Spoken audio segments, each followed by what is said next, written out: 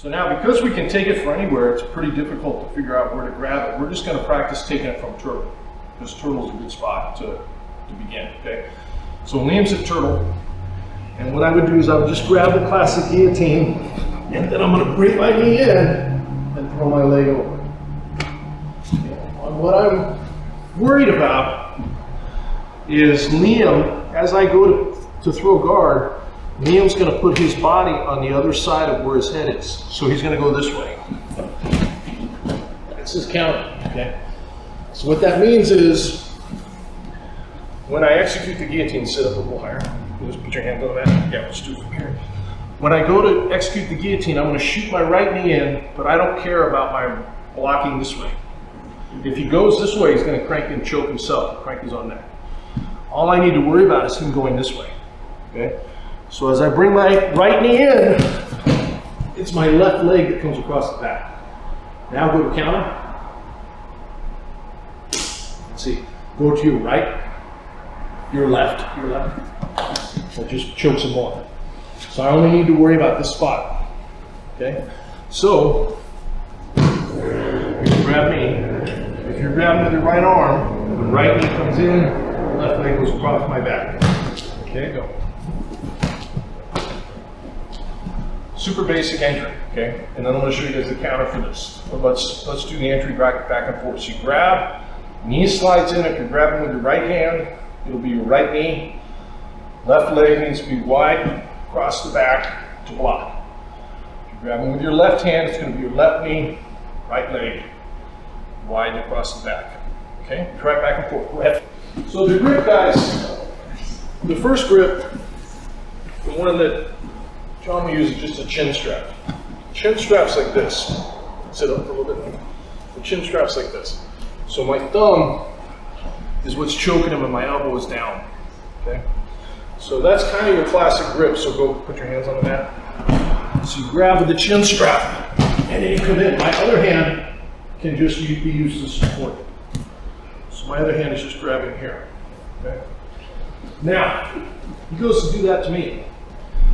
What a normal person will do is grab the hands. Now go to choke. And that's not going to help. Okay? So if Liam's at quarters and I go here, he grabs my hand, he's just going to get finished. So even though it feels intuitive to hang on, it won't. You're just going to get tapped. Okay? So what I have to do instead is control for the position. I have to not let him put me in the guard. So as counterintuitive as it is, I've got to put my hands on his knees. Okay? So we're here. He wraps up my neck. My hands go here. Okay? Now as he goes to pull guard, I can easily pass and get on top. Okay? So hands on the thighs as he goes to sit. I'm going to make my movement and then watch my right arm. Because really, what's important if he grabs with his right arm around my neck is that I get over his left knee, right? So he grabs my neck. I start here. I may not know which way he's going to go. Guys will switch hands, or I could be here, right? He can go either way. Now he starts to go. See my right arm? It's going to get me into my pass. And once I hop to that side of his body, you're in the same spot you were when we defended the standing guillotine. Okay?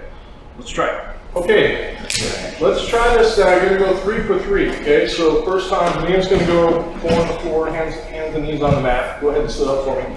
So a bad turtle position, like this. His intention making it easy for me, right? I'm going to wrap, and when I say go, I'm going to go to finish, and he's going to try and defend. I'm not even going to say go, I'm just going to initiate to try and finish, okay?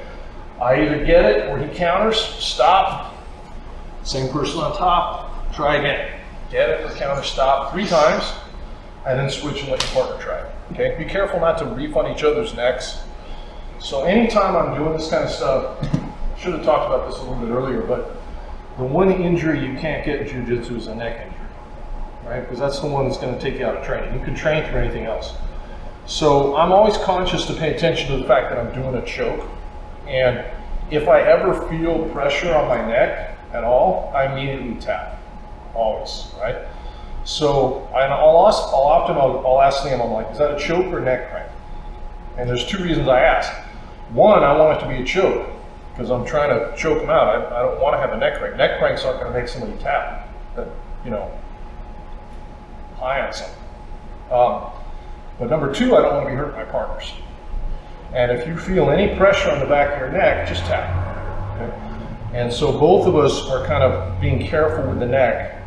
We're focused on making these things chokes, not neck cranks. If I get to a position, I'm here, and he still hasn't tapped, and the only way I feel like I can tap is like really cranking on his neck and bending, I'm going to let that go. And I'm not going to force that to try and make William tap. So, be kind to each other's necks. So, actually, let's do 5 and 5. So 5, and then switch, and then 5. Let's try it. Okay, go ahead. Thanks for watching. Make sure you subscribe, hit the bell for frequent updates, because we're updating this every week. And make sure you comment and like and share our videos. We appreciate it, and we definitely try and respond to all the comments. And if you like what we're doing and you like the material, check out SBG University, SBGU, and you're going to see a ton more in much greater depth than what you see here on YouTube. Thank you very much.